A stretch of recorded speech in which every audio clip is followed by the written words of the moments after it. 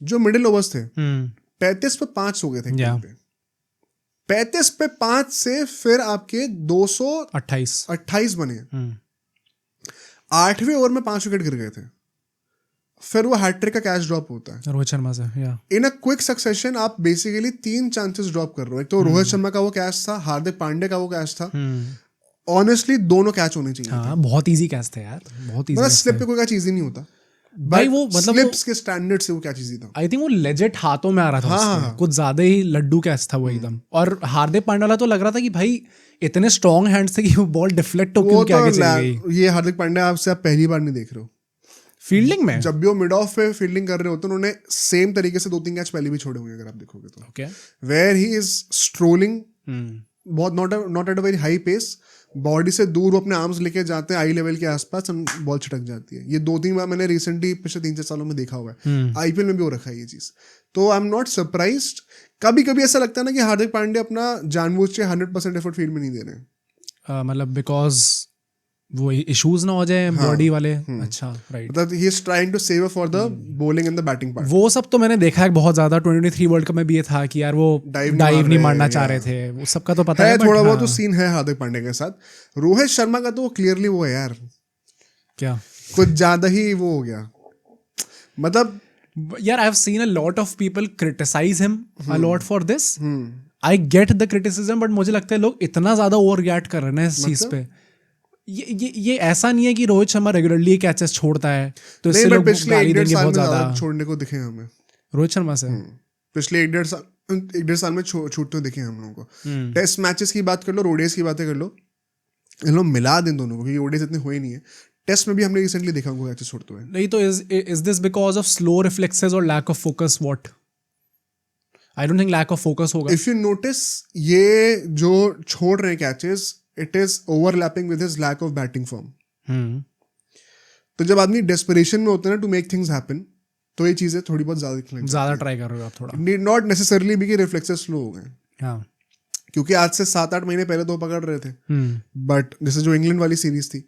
But recently अगर आप test matches में भी देखोगे, बीजेटी, न्यूजीलैंड, अभी ये वाला कैच, तो it is overlapping with the desperation to score more runs also. तो मुझे लगता है पर्सनली कि वो माइंड पे ज्यादा प्ले करता है। इसमें मतलब होता है ना, झपट्टा मारते हुए आप एक्सपेक्ट कर रहे थे कि आनी वाली है, तो rather than letting the ball come to you, आप ज्यादा रिएक्टिव हो जाते हो, जो कि विराट कोहली के साथ बहुत होता है स्लिप्स पे। तो आई थिंक वही एग्जैक्टली वही केस इशू था इनके पास। मतलब given his reaction, it was generally seemed like he was a lot of frustration was there. तो होना ही चाहिए एज ए कैप्टन, अगर आपका नहीं होना चाहिए मतलब, बट भाई आदमी वो पीट रहा है जमीन को ऐसे करके। नहीं, वो क्योंकि हैट्रिक बॉल भी थी ना, हाँ, उससे फर्क पड़ता है बहुत ज्यादा। एंड अक्षर पटेल तो भाई साहब अपने चुपचाप निकल गए यहाँ पे पलट के, कि वो तो होता रहता है। होता तो नहीं रहता भाई क्योंकि अगर आपने वो हैट्रिक ले ली होती तो आप आई थिंक पहले इंडियन प्लेयर होते जिसने अपने आईसीसी इवेंट के किसी डेब्यू पे। अरे वो 7-8 रिकॉर्ड टूटे थे उसके, सारे ही 7-8 रिकॉर्ड टूटे, तो काफी इंपॉर्टेंट विकेट था वो।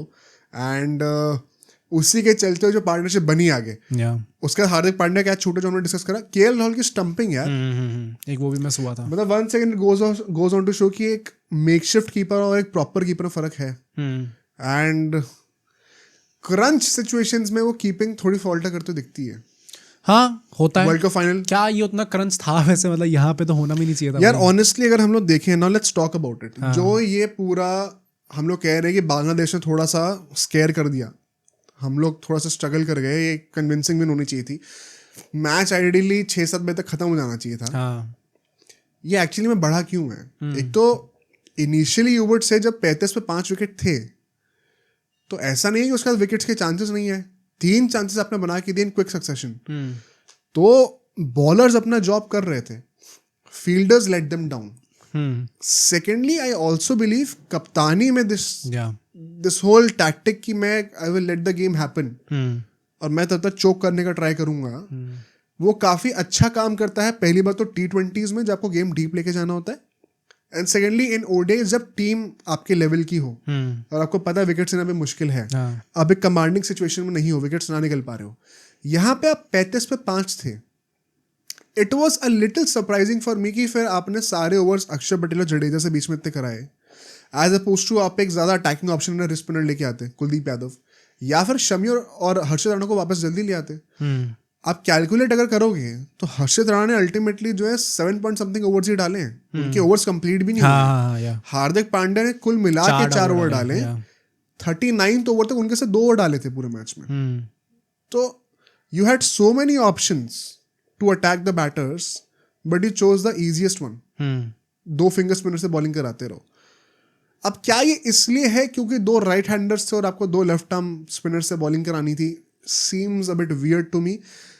ऑन द अदर हैंड अगर वो 2 राइट हैंडेड बैटर्स हैं, आप कुलदीप यादव से बॉलिंग कराते हो, with the turn once again exploit करने का ट्राई करते हैं लंबी बाउंड्री को, होते ना आउट फिर। कुछ लोग ऐसा भी कह रहे हैं कि हार्दिक पांड्या से वो जान के इस टाइम पे ज्यादा ओवर्स नहीं कराना चाहते थे, क्योंकि नहीं तो मत कराओ। हार्दिक पांड्या तो वैसे भी, अगर आपके टीम में हर्षित राणा, शमी, कुलदीप हैं, तो हार्दिक पांड्या विकेटिंग एबिलिटी में तो इनके बाद ही आएंगे, तो आप उनसे बॉलिंग कराते ना। नहीं वही तो कह रहा हूं। अच्छा बाकी जो थे नहीं, तो इसका भी है ना कि अब जैसे काफी लोग कह रहे हैं जो स्पिनर्स का काम था मिडिल ओवर्स में करने का कि आप विकेट निकाल लो, वो उन लोगों ने नहीं करा इस बार। और तो वो इसीलिए नहीं करा ना, एक तो रोटेशन ऑफ द बॉलर, सही टाइम पे सही बॉलर को लेके आना, प्लस आई थिंक फील्डर्स भी ज्यादा अग्रेसिव होने चाहिए थे। हाँ, जो फील्ड सेटअप करी थी। अगर आप नोटिस करोगे, देखो पता क्रिकेट में बच्चों में क्या सिखाया जाता है, नेट्स में जब आप बैटिंग कर रहे होते हो तो कई बार कोच ऐसे बोलते हैं कि शॉट सीधे खेलो। अगर बॉल नेट का जो छेद है सामने जहां से बॉल आ रही है, उस छेद को एस्केप कर रही है और बॉलर अपने फॉलो थ्रू में बॉल नहीं पकड़ पाया, तो ये दुनिया का सबसे आसान सिंगल होता है।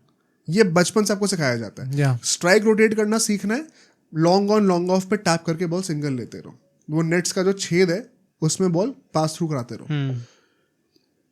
उसको स्टॉप करने के लिए हम टेस्ट मैचेस में क्या देखते हैं कि स्पिनर्स जो है वो यूजुअली मिड ऑन और मिड ऑफ जो है ऊपर रखते हैं, लॉन्ग ऑन लॉन्ग ऑफ नहीं रखते, because you basically what you are doing is, क्या फ्लाइट कर रहे हो बॉल को। अब आप बैटर से कह रहे हो कि इस पर मैं आप स्टेप आउट करके सिंगल तो नहीं लेने दूंगा, आपको छक्का मारना तो मारेगा, अब कब तक मारोगे मैं देखता हूँ। I think same tactic Bangladesh ने यूज करा जब वो बॉलिंग कर रहे थे, वेयर दे हैड फील्डर्स, जो इजी सिंगल पोजीशंस होती है ना उस पे फील्डर ऊपर रखना सर्कल के, और फिर बैटर से कहना कि अब आप टर्न के साथ चाहे तो मार के छक्का दिखा दो मुझे, लेकिन मैं आपको सिंगल ही ले दूंगा। स्ट्राइक रोटेशन जहां पे होने लग गई, गेम खत्म है।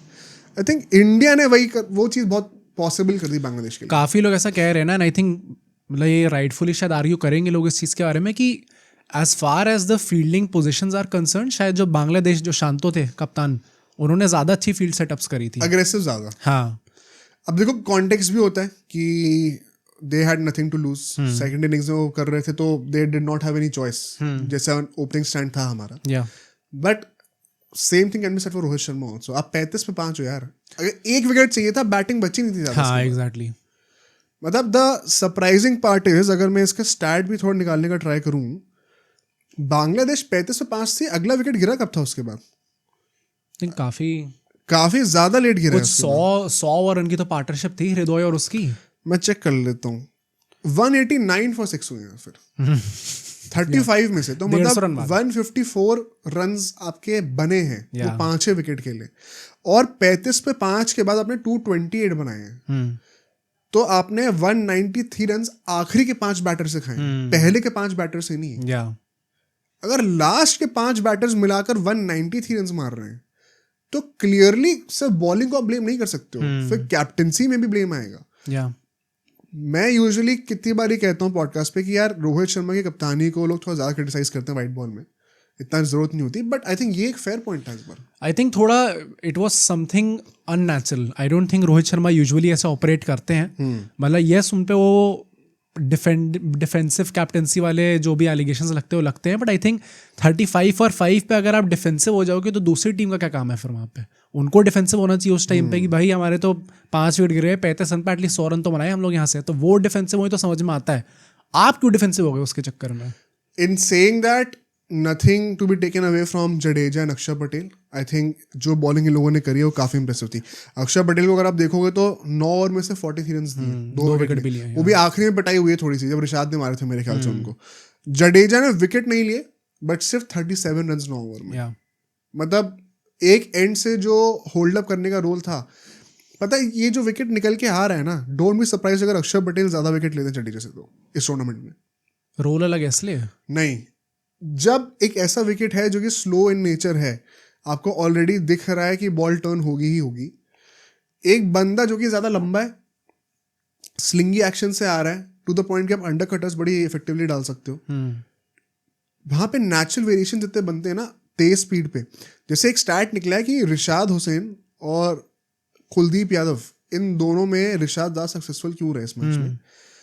तो रिशाद का कुछ 90% ऑफ द बॉल्स जो थी वो 85 to 90 किलोमीटर पर आवर के बीच की थी। कुलदीप यादव का उल्टा था, like he bowled most of the deliveries 80% of deliveries in less than 85 kilometre per hour. Okay, अब क्वेश्चनेबल ये भी है कि उसमें वो क्या करना चाहते थे, बिकॉज कुलदीप यादव के पास ज़्यादा वेरिएशंस भी हैं, लेग स्पिन डालना चाहते हैं, गुगली डालना चाहते हैं, फ्लिपर डालना चाहते हैं, टॉप स्पिन डालना चाहते हैं। बट ये स्टैट इट शोज समथिंग कि जब पिचेस ऑलरेडी स्लो हैं वहाँ पे अगर आप ज़्यादा रेवोल्यूशंस देके बॉल को तेज डालोगे तो नेचुरल वेरिएशन ज़्यादा होंगे। कौन सी बॉल पड़ के सीधा अंदर निकल रही है, कौन सी बाहर निकलने वाली है, जो कि हम टिपिकल लेफ्ट आर्म स्पिनर के लिए कहते हैं। ये डोंट बी सरप्राइज अगर अक्षर पटेल ज़्यादा इफेक्टिव होते हैं। What do you think about Kuldeep Yadav? क्योंकि यहाँ पे भी क्वेश्चन आएंगे, बीच में उनके वो एंकल भी ट्विस्ट हो गया था, उसके चक्कर में काफ़ी लंगड़ाने लग गए थे। इन जनरल भी मतलब क्या उनने अपना रोल सही से निभाया? विकेट नहीं लिया, विकेटलेस गए हैं, तो थोड़ा वो प्रॉब्लम आती है। आपका एक फ्रंट लाइन स्पिनर जो था वो विकेटलेस गया है, The only frontline spinner in the squad. हाँ, तो मतलब क्या फिटनेस रीजंस है या फिर he still not looking in the rhythm? क्या वरुण चक्रवर्ती आगे देख सकते हैं? He is not in the best of his rhythm clearly, क्योंकि इंजरी से आए हैं और टाइम लगता है, ये बहुत ही नेचुरल है। मतलब जो लास्ट ओडीआई था उसमें देख के ऐसा लगा था कि भाई अब ये ऑलमोस्ट पहुंच गए अपने एकदम ऑलमोस्ट, पर ये मतलब इतना आसान नहीं होता ना एकदम से। अभी आप ट्रैवल भी कर रहे हो इतना ज्यादा, फिर आप एकदम से जा रहे हो, वहां पे आपको टाइम भी नहीं मिला प्रैक्टिस का ज्यादा, वहां पे फिर आपको पहला मैच खेलना पड़ रहा है। हर बंदा अपने ए गेम पे नहीं होता। आप पता है आर्ग्यू कर सकते हो कि फील्डिंग भी थोड़ी बहुत शायद स्लगिश इसलिए थी, हाँ, हो सकता है, not fully in game mode. Indian team में भी लग रही थी हमको। प्लस ये तो हमेशा हम कहते हैं, धोनी भी कहते थे कि it is always good to have one bad game early on, एक लॉस ही हो जाए भले स्टार्टिंग में, ताकि वो बुरा दिन फिर नॉकआउट्स में ना आए। तो आई थिंक यहाँ पे काफी ऐसे जो वेकअप कॉल से अच्छा हुआ आ गया। आई डोंट थिंक कि इतना कुछ हुआ है कि वरुण चक्रवर्ती स्टार्ट करेंगे। I don't agree with that. मुझे नहीं लगता कि आप 3 फिंगर स्पिनर्स के साथ एक टीम में खेलना चाहोगे। तो आई थिंक न्यूजीलैंड का एक जो बहुत बड़ा ड्रॉबैक है वो यही है, they have a lot of finger spinners but कोई लेग स्पिनर नहीं है। तो you would always want to have at least 1 leg spinner when you're having 3 spinners in a team. Does not make sense to me कि आप 3 finger spinners को क्यों लेके जाओगे। आर्ग्यूएबल ये भी चीज़ है कि वरुण चक्रवर्ती जो है वो गुगलीज भी डालते हैं, रिस्क को यूज करते हैं, तो काइंड ऑफ एक मिस्ट्री स्पिनर ही है। उनका भी तुमने वो देखा, बड़ा इंटरेस्टिंग था। रोहित शर्मा ने क्या बोला है? नहीं, कहते कि वो नेट्स पे सिर्फ एक ही बॉल डालता है।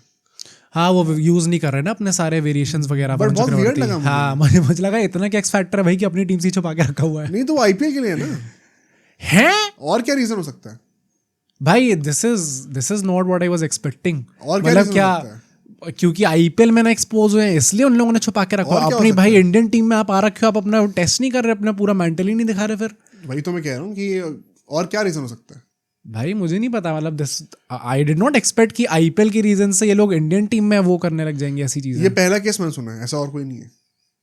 हाँ, मतलब भाई बहुत वियर्ड है। अगर है भी तो मतलब आई थिंक वो अपना ही नुकसान कर रहे हैं इस चक्कर में। जो भी एबिलिटी है इतनी सारी वो दिखानी चाहिए उनको। यस, गौतम गंभीर है, उनके अंडर वो खेले हुए हैं, एज अ मेंटोर भी उनके अंदर खेले हुए हैं, तो गौतम गंभीर नोज एवरीथिंग, जितने भी आर्सेनल में है उनकी चीज़ें। बट भाई अब इंडियन कप्तान को तो इम्प्रेस करो, अपनी तरफ से पूरी चीज़ें तो करो। मतलब इम्प्रेस से भी ज़्यादा बात ये कि आईपीएल क्या इतना इंपॉर्टेंट हो गया है क्या? Another sad reality of cricket. मतलब I am just trying to connect the dots. Rohit Sharma ने ये नहीं बोला कि आईपीएल के नहीं, but if you genuinely look at it तो और क्या ही रीजन हो सकता है? यही तो हो सकता है, और कोई रीजन भी नहीं हो सकता। हाँ, राइट। मेरे को नहीं लग रहा और कोई रीजन है तो, बट बहुत ही वियर्ड था ये देखने में। But overall I think bowling की हम लोग बात करें, spinners yes they could have done better given की पिच और कंडीशंस कैसे थे, but we I think we are still on the right track. अभी कुलदीप यादव वन सेकंड एक इंजरी से आए, थोड़ा टाइम हमें उनको देना पड़ेगा। एक रिस्ट स्पिनर आपके पास टीम में होना ही चाहिए आई बिलीव, जब 3 स्पिनर्स की लग्जरी हो तो। या तो कहोगे से 2 ही स्पिनर्स थे, तो अलग बात है। अब सोचो अगर एक क्लिप इतनी बढ़िया थी तो पूरा का पूरा पॉडकास्ट कितना बढ़िया होगा। तो अगर आपको इसी क्लिप का पूरा पॉडकास्ट देखना है तो यहाँ पे क्लिक करिए, और अगर आपको ऐसे ही और क्लिप्स बिंज वॉच करनी है तो यहाँ पे क्लिक करिए।